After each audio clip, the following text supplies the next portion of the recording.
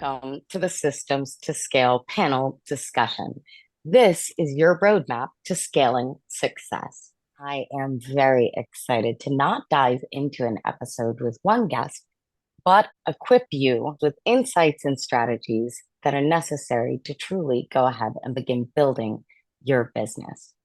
Today, we are joined by a stellar lineup. We'll start off with Sandra Simmons, who is a financial wizard transforming businesses with intuitive cash flow management solutions for increased productivity. We have Tom Gay, who is a seasoned financial strategist and the mastermind behind Engage Pro, helping businesses turn fiscal challenges into triumph. Sally Hendrick, who is the social media marketing guru from Nashville, Tennessee, who's transforming how businesses connect and convert in the digital space. Christine Schmidt is the founder of Creative Business Systems, your go-to expert for harnessing technology to streamline and enhance your business operations. We also have Patrick McNamara, who's a cybersecurity savant with a military background dedicated to fortifying businesses against digital threats. We also have Sarah Muniz, who's a powerhouse in the insurance industry, leveraging untapped voices to innovate and drive growth. So, Sandra, Tom, Christine, and Patrick, with the plethora of technological solutions that are available today, how do you guys feel small businesses can discern which technologies are truly essential for the scaling journey, ensuring that they invest wisely to really foster their growth? So you're correct. There's a plethora of technology out there, and it can be extremely confusing and overwhelming for a lot of people, including me at times. I'm still learning about AI. We all are. Yeah, we all are. So I think that it's most important for the individual to look at whatever they're looking at from two different viewpoints. And one is what I'm trying to replace with technology or increase efficiency or lower costs with technology in my wheelhouse? Am I doing that work now? How long is it taking me? And what is my time actually worth per hour? Do I really feel that I'm slowing myself down because I can't go do more productive things which bring in income because I'm doing so much admin or whatever it is? And then the other viewpoint is if they're looking at something that is not in their wheelhouse, they have no skill in it. An example of that would be accounting, video editing, book designing, something like that. And they're in a completely different industry, but they need those things on occasion. At that point, they have to investigate what's available, keeping in mind what they're trying to do and what benefits they expect to get from the new technology, and what is that going to cost them, and will it bring in enough sales to give them a return on their investment. I appreciate your explaining that, really looking at how it is the technology is honestly going to address any of those pieces that you could be delegating out in some way, shape, or form. So the pieces that you don't necessarily need to be focused on. So, Tom, would you like to speak to the question again? We were talking about how it is small businesses can discern which technologies are truly essential for the scaling journey. Well, I'm probably going to be let's just call it contradict what some people may say. I'm a tech guy and I sell tech tools. And I think that's the wrong place to start the conversation. Instead, I think it's vital for a leader of a small business to look at the core functions that the company has and ask what information do I need in those core functions. Now, those core functions are plan, organize, implement, and control. What do I need to plan the business? What do I need to organize for success? Okay. When I implement, what do I need to measure what's going on so I know whether I'm on track and heading in the right direction? and Mhm. then control. Now I can find software to do those kinds of things, but they're the tail, they're not the Mm. head of the challenge for the small businessman. I do appreciate that thought process. Tom was saying was really looking at the tech tools that are associated from that and that could really serve. So thank you, Tom. I appreciate that. Christine, did you want to speak to that? Sure. And actually, my viewpoint is very similar to Tom's, since I have a background in business operations as well as administrative services. You actually want to list the daily activities that you do on a regular basis. Look at the items that you want to automate, and then choose your technology that you can use to automate it. And there's so much technology out there that it can be overwhelming, like Sandra said. And you want to choose a piece of technology that does multiple items, not just one service here and there. So there's something like Go High Level that has a lot of different items that you can use to automate your business in one place. And that's what I would recommend. Excellent. Streamlining the ops from the back end. So again, kind of looking at it from the viewpoint of Tom, what are the functions of the practice and what are the tools that can support those functions? Excellent. Patrick, would you like to speak to that? Sure. There's a ton of different software for any task, really. What a small business is going to want to look at, especially as they're scaling up, is who has access to the company data, who has Mm, access to the client data that the company, services, and how are you controlling that access? mhm, A lot of small businesses aren't, tech savvy enough to know that, your average employee has way more access to the company files and directories and email lists than they should. Um, but how do they know that they need to audit it? They mhm, they usually don't. So one of the best things to do for small businesses is affordable and highly effective. It's just cyber awareness training. And really that will teach small businesses and individuals basically, what are the current cyber threats out there? Like what's a phishing email? How do I download a safe mobile app? All the basics that really everyone should know, especially business owners. mhm. And then from there, you have that baseline knowledge to protect yourself. And then, now you know enough about the topic to ask an expert, how do I achieve this in my business? Um, because I mean, it's a lot of business owners, they don't have time to do all the security stuff or organize their business on the tech side because they're busy doing their business. So really it helps if you have someone in your corner that can, consult and advise you. Really looking at the security side of the business, not just what the tools are that can support the ops in the business, but how secure those tools are on the back end, what that security looks like, and how that plays into the data that is being utilized throughout the practice. Of course, in financial services, the industry is quite heavily regulated. And of course, there are tools and tech that are designed for that. But of course, for the average small business owner, it's not necessarily as obvious how secure any specific tool is. So it's definitely advised to have somebody in your corner that can explain to you what those tools and tech should look like in the security aspect. So thank you for that.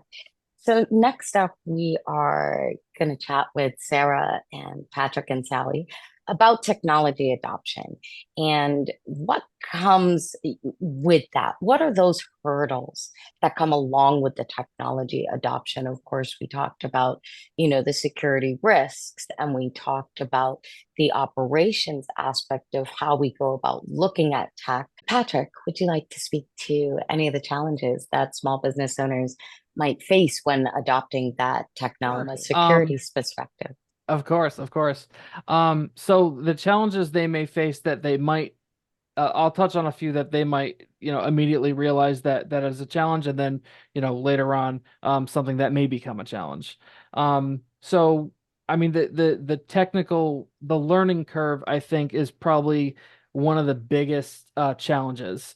So if you know if a consultant tells the company, hey, you really should implement a password manager to manage your credentials securely and create strong passwords, and they could learn this in the user awareness training I mentioned before. They'll buy the tool and they might be like, okay, now what do I do?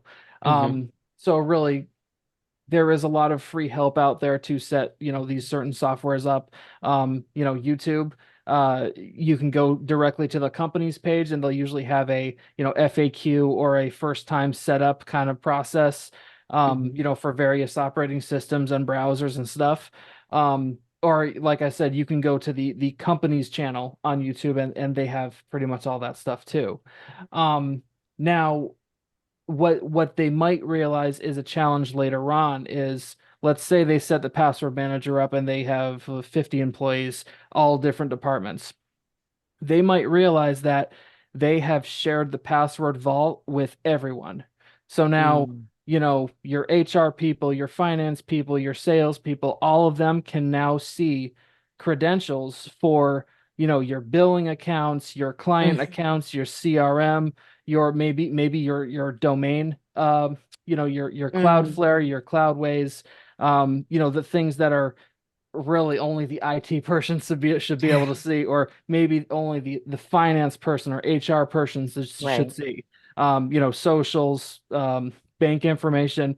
So if there's a credential that is accessible to an employee that is really should not look at that kind of stuff, they can then log into that portal using a shared account, and now they can make changes. They can change bank account information, Mm. all sorts of nasty things. So, password managers are great, but if it's not set up properly, you could have a um, oversharing of privileges, which is really, really common. You want everyone to be in their own lane. You don't want to have, much overlap with access. Definitely. Yeah. Lack of knowledge on how to go about utilizing the tech. And then that lack of knowledge can definitely lead to segmented knowledge no longer being segmented anymore and Yeah. becoming compromised in one way or another. So excellent. Those are really good challenges to think about as well. So Sally, would you like to speak to any of the challenges? Yeah, sure. In my area, and I typically deal with small businesses that are solopreneurs, coaches, consultants, that type of arena. A lot of people can be afraid to jump into the technology, or they just Mhm. don't have time to learn it, and to know how it's going to help them. I've actually Mhm. got somebody on my team, and I also provide this for my clients if from time to time, but she's excellent at learning software. And so she is kind of like my go-to. She investigates it for me and will give me a summary of what it could do for my business. And then if I decide to implement it, I get into it as well and learn what Mhm. I need to learn, because it helps me to know how to strategize ways to use it to make Mhm. it advance the business further. And basically, having good software, it can really eliminate having to pay somebody to do a lot of things Mm. and get you a lot more done in a shorter amount of time. Definitely, you can 100% streamline things with the right tools and tech, but making sure to have some way to have that knowledge absorbed into your practice is super important. And I love that, Sally, that you have a dedicated person on your team that manages that for you, that really takes on that role of making sure that new tech and tools that are out there are not just shiny object syndrome for you, but really, making sure that it's going to be applicable for your practice prior to implementing it is an excellent idea. So thank you. So Sandra and Tom, in your experience, what are some of the crucial signs that indicate a small business is really primed for scaling its market presence? Sandra? Oh, you want me to go first? All right. Eh, So, or ladies first. There could be any number of indicators depending on whether they're a solopreneur or they have staff, what industry they're in. The one that sort of covers them all is keeping an eye on sales, because sales, when you chart them on a graph, they're usually either going up or they're coming down. But when they flatline, that to me is a clear indication of they have reached the limit of what they can produce. And that's when they would need to look at what needs to be scaled to get that number moving up again. If they're a solopreneur and they're spending all of their time working in the business and they're neglecting their family, and they're, exhausted all the time, frustrated, that is probably an indicator as well. And when for certain businesses, when the demand for a service or a product outpaces your ability to deliver, that's a clear indication that you need to scale. Excellent. I love those. Really looking at the numbers when they're kind of flatlining and you can recognize that there's not much more you can do. You need to kind of expand and create that growth, really kind of looking at yourself. Again, bringing the soft skills into play, where if you're burnt out, exhausted, overwhelmed, and spending more hours in the day on the business than on yourself or family or friends or anything else of that sort, you have to take a step back and kind of look at the balance that you have going on. So, Sandra, thank you for that. Tom, would you like to speak to that? Oh, I'm going to look at this through a different window and say, you don't really decide to scale. The circumstances tell you you're scaling and you react to it. Yeah. Now, there was a book written probably 30 years ago by Jeffrey Moore called Inside the Tornado. It's a wonderful book. It's timeless. And what it's all about is when you've got product market fit and people are buying your product in numbers sufficient to say you've got a market, you may be hitting that point where you better adjust your sales, respond to the demand. You're going into a tornado if you've got the right combination of product market fit, and just get ready. So we react to opportunity or circumstance as opposed to necessarily create it intentionally. We'll hope for big, but so few do. Understood. And I appreciate that. Definitely. The market directs 100%. So, and I think that does lend to what Sandra was saying in terms of, really looking at once those sales kind of outpace what you're capable of accomplishing, you kind of have to respond to that in some way, shape, or form. So definitely responding to that market demand is 100% the way.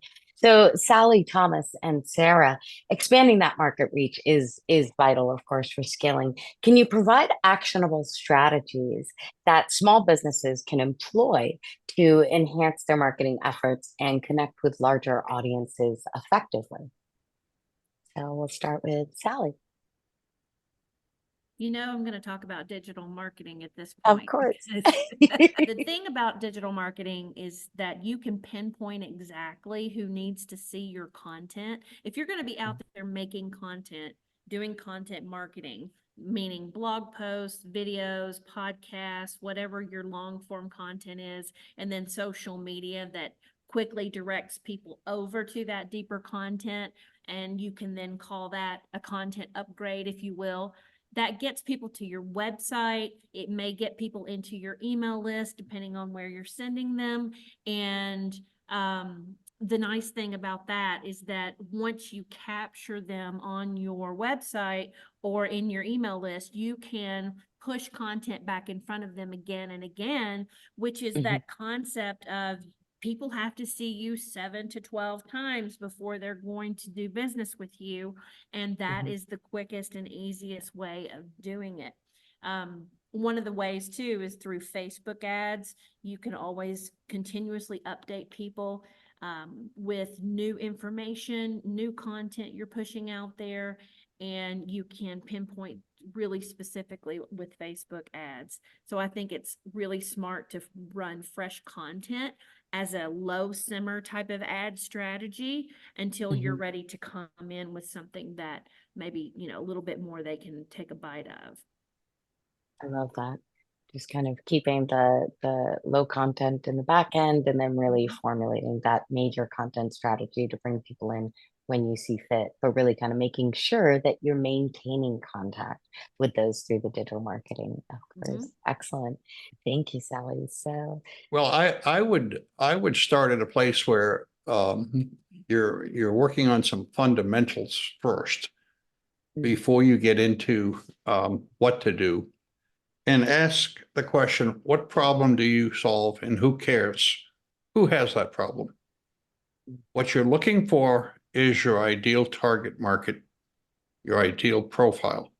And some of them may be hanging out in social media and some of them may be hanging out in some other locale. But you start with the who and the why. And I'm a big advocate of who, what, where, when, why, and how. With that model, it forces you to make decisions and get clarity, and then you can create the tactics to get to that target audience that is most likely going to need your solution. excellent. I thank you. Thank you. So what we're looking at truly is the back end, the who, what, where, when, and why of the marketing campaign that then is run to those prospects, to those clients. And so I love the angles that each of you came with, and I appreciate that. Sarah, would you like to speak to that as well? Yeah, so I'm going to come at a completely different angle because I like to do things that kind of force people to remember me. In insurance, we're not really known for our creativity and it being an exciting industry. So I like to show off and showcase my creativity and make crazy videos where I'm flying around acting like a superhero so that people will remember me. Oh, that's the crazy insurance person that flies around and pretends like she's saving people money on their insurance, or helping them save the day or whatever. So I just like to do something memorable. And I found that sometimes the content itself isn't as important as them just seeing who I am. So seeing my face and putting a face to a name, helping them remember who I am for when they're like, my insurance just doubled and I need to go see if I can find someone who can help me. Then they'll think, well, there's this crazy video about this crazy insurance person that maybe I want to reach out to. So that's what I do. I just try to be memorable. I don't know that that's a real strategy or not, but that's mine. I absolutely adore that. And you are. So great job. Much appreciated. I think some of the marketing tactics that you've taken on have been quite memorable. I've had the opportunity to speak, to witness you speaking on a couple of different panels as you've traveled throughout the country with your book. And I'd love to chat with Christine, Sally, and Sandra about operational efficiency. It is, in fact, the linchpin of scalability. And from your vantage points, I'd love to know which operational processes should businesses really prioritize for optimization, and why are these particular areas critical for their scaling success? So operational procedures are a big part of my business and why I like to streamline businesses to be more efficient. Because when you actually have a dedicated set of operating procedures, everyone can operate around the same goal and come out with the same result. And that's the way to actually break down any problems you may be having with your operating procedures. And then you also need to allow your employees to have some judgment on what decisions to make. But if they're continually showing up with problems with their processes, it needs to be documented so everyone comes up with the same result. The other area is finding the right technology to automate your tasks. So you want to pick out your daily tasks that you want to automate and find the technology that best fits your needs. And number 3 is clear communication with your team on your goals. Because they may be able to speak to some problem areas that you're struggling with, and they may have the right answers for you. So employees can't really read your mind. So you need to be able to speak up and share what your goals are and how you want to accomplish that. Excellent. Thank you. So really having the goals and sharing it with the team and making sure that you're documenting what those issues are that you might be running up against so you can really clarify where those bottlenecks lie. Christine, thank you for that. Sally, would you like to speak?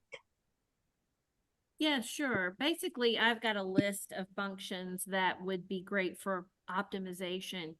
First, like I mentioned before, advertising, that's going to expand things for you and optimize that lead generating thing, that we all have to do.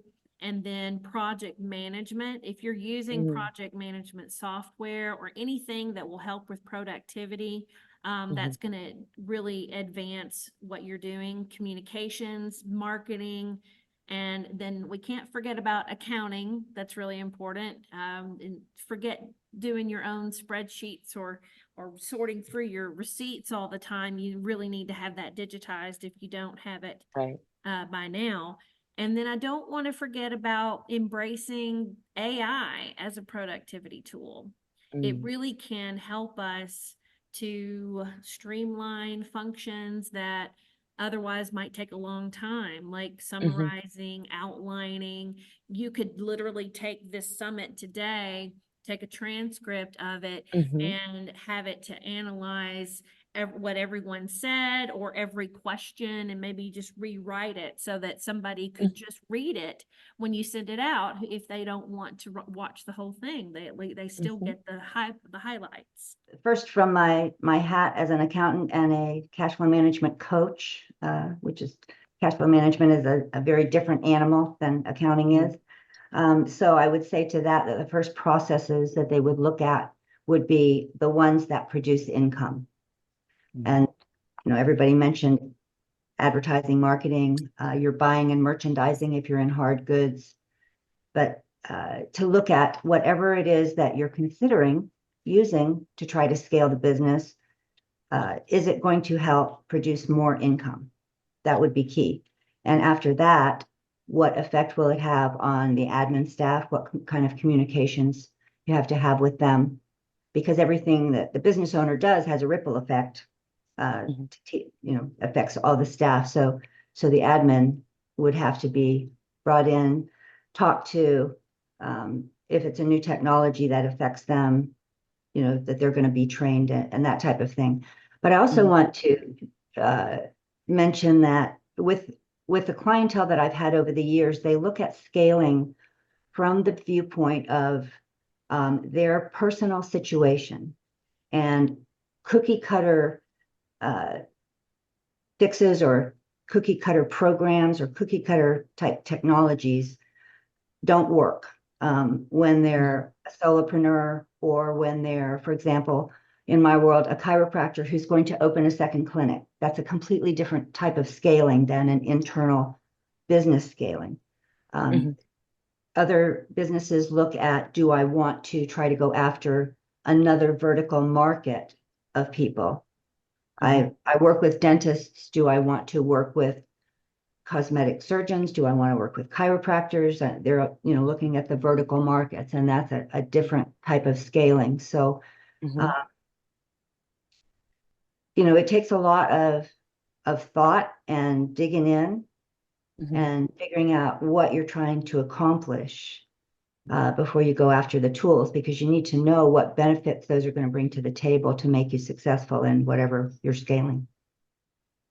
I love it. So really taking a look at what those income generating activities are and which vertical you're going for, how it is you're truly trying to scale, understanding what that looks like and making sure the tools are really serving that angle.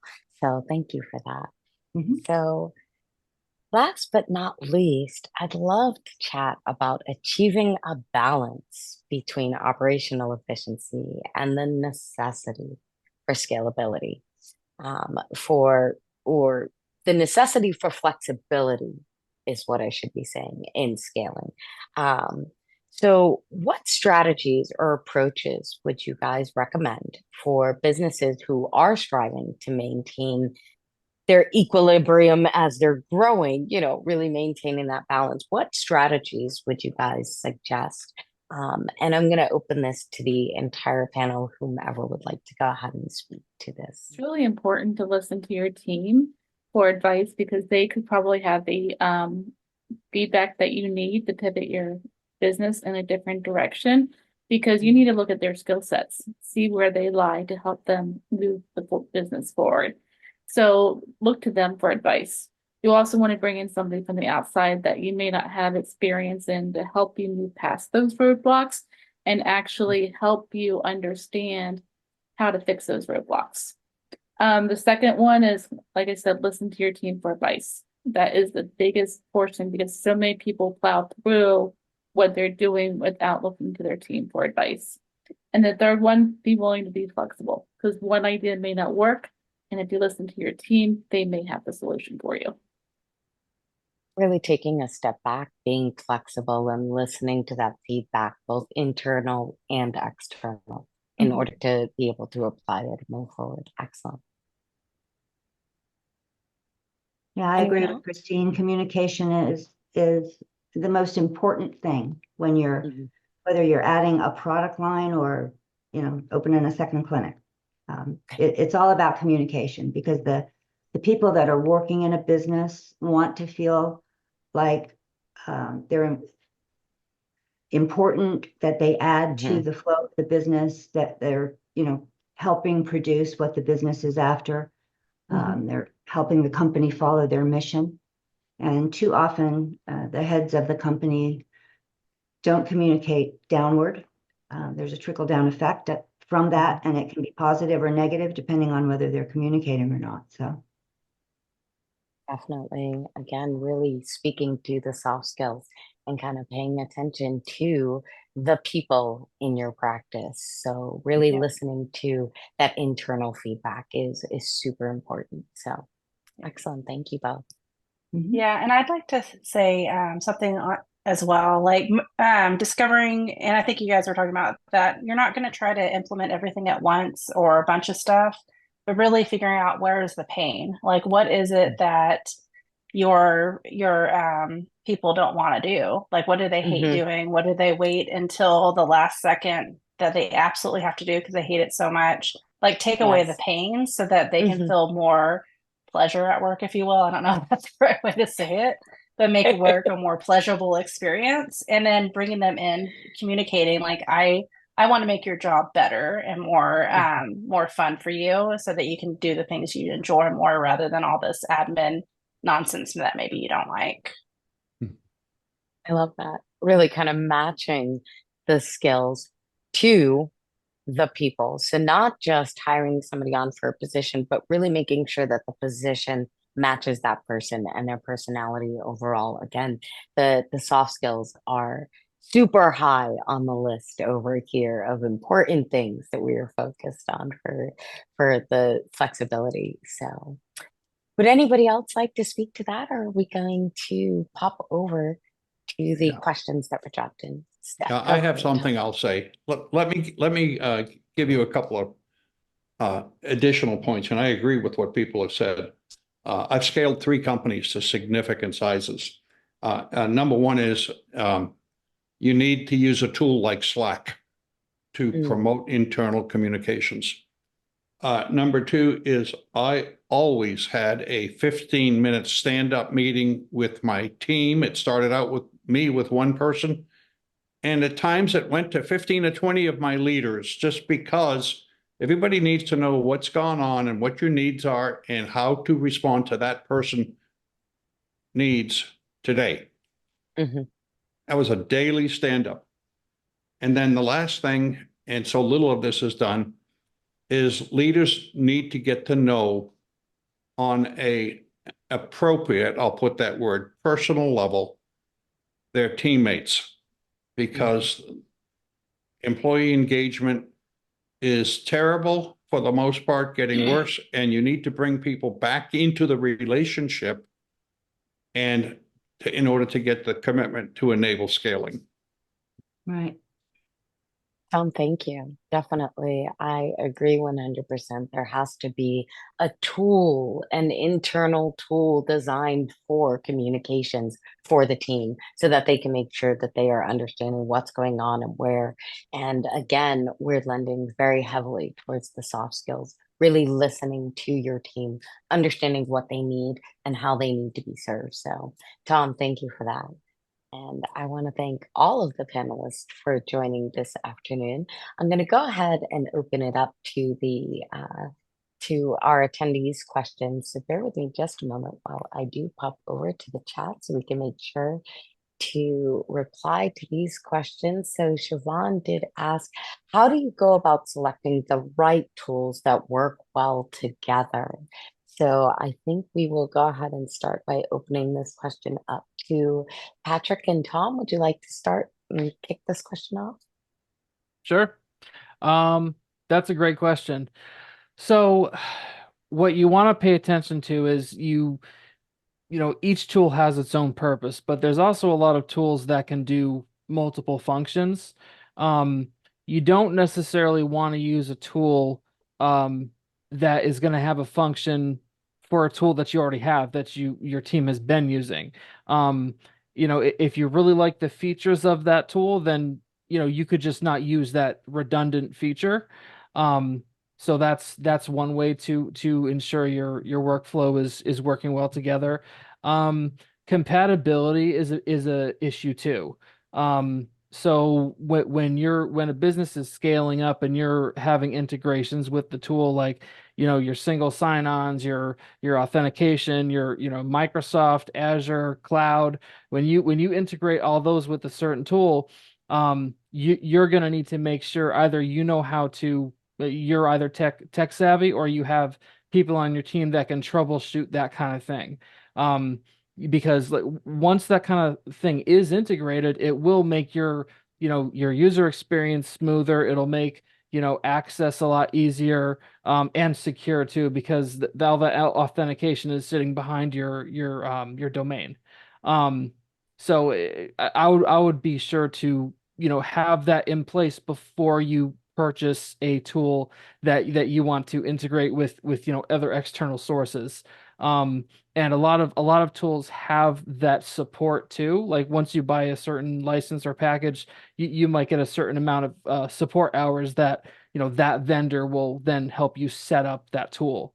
Um, and a lot of these tools have integrations with Teams, Slack, email gateways, a whole bunch of other stuff. So you might find a tool that works with everything you have, and that would be awesome. You just got to do your research and don't rush it. Just take your time. Definitely. Tom, would you like to speak to that? Well, I think it's easy and daunting at the same time because there's so much information out there. So I do a lot of research on software and software tools because I'm growing another company quite nicely. And so I'll go look at sites like Capterra and just Google the problem, and you'll get more information than you could ever possibly want. And when I go into Capterra, I realize it's an affiliate marketing model that Capterra is offering. Sure, go to the website, get inside, get the reviews, and then start to make sure you narrow it down, in my case, to 2 or 3 options, and then start asking the questions such as Patrick was asking. And I think you're going to minimize the risk of making a mistake when you take your time and do the work. I agree, Tom. Really kind of doing the research on the tool itself and taking the time to Google it to make sure that you understand what those pieces are that are going to work together, what those headaches might be. But I think also doing the research in the connection areas that are available. So one of the other ways that you can also look into whether or not a tool might be compatible with another tool is looking at tools similar to Zapier, a tool that might connect other tools together and might be able to provide a back-end API connection of some sort.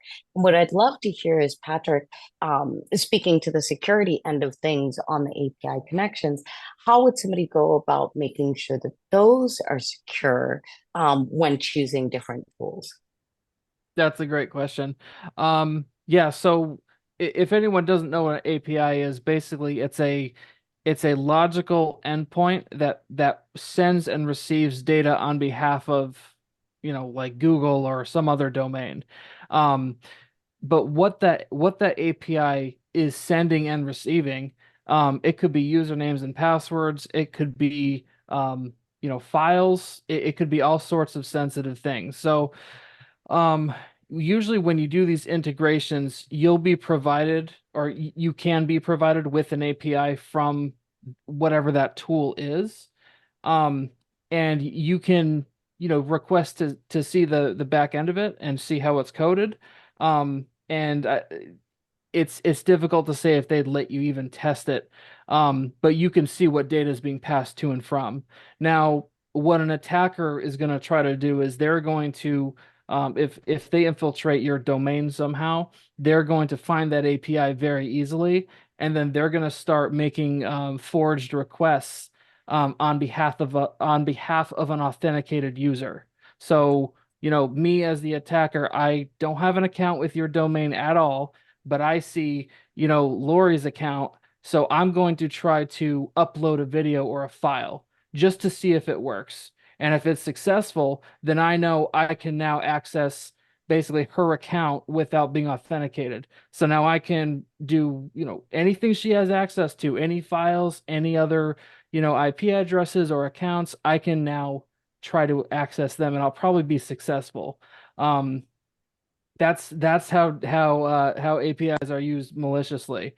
Now if it's an in-house created API, so if your business has a developer that makes the API for you, you really need to make sure that is coded securely, because of what I just told you of those security threats. If it's some developer who knows nothing about security, or they're lazy, which is usually the case, they might be creating a very insecure API that can allow all sorts of unauthenticated access or bypasses.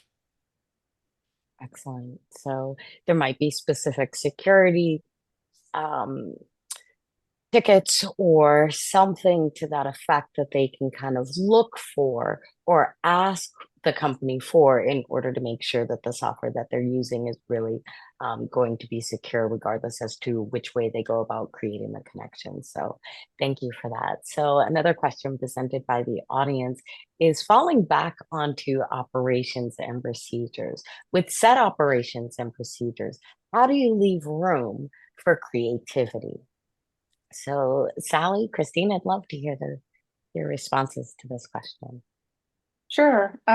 With leaving room for creativity, I would actually just go ahead and do your SOPs or your processes on the problem areas, because you want everyone to come up with the same goal and the same result.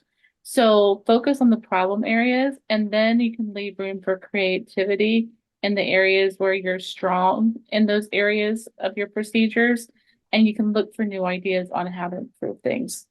So some of that creativity can come from improving those processes or looking at different ways to make things more efficient. Love that. Definitely keep the income generating activities set with the solid operations and procedures, and then you might have flexibility in other areas of the practice. Excellent. Sally, did you want to speak to that? Yeah, sure. I basically think that we should give the people that are working with us, like working for us, virtual assistants or whoever it may be in your actual office, give them a chance to show their creativity on projects that maybe you were going to do yourself, but hand them something. It doesn't mean that you can't go in and supervise and update or do something a little bit different or give direction. I think that will sometimes people will surprise you as well and put forth something that otherwise you would not have thought about.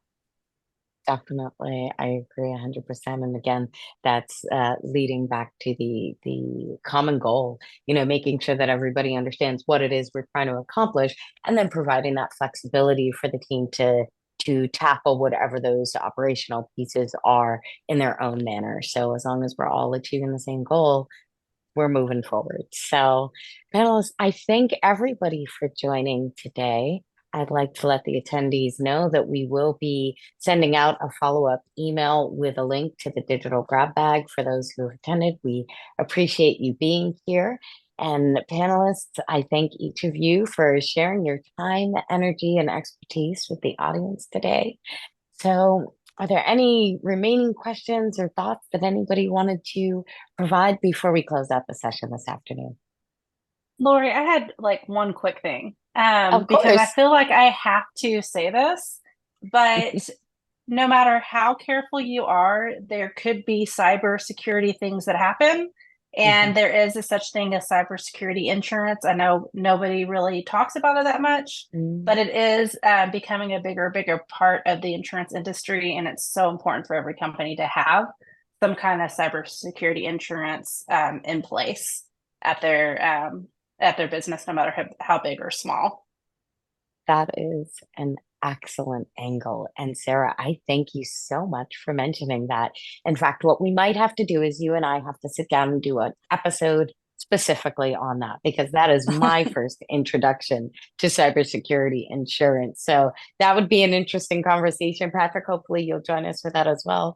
Hopefully all of the panelists will join us again in the very near future for another panel discussion. Again, I thank you all for joining us this evening or afternoon, I should be saying. And until our next episode, when we continue to hear the journey, find the challenges, and create solutions, enjoy the week.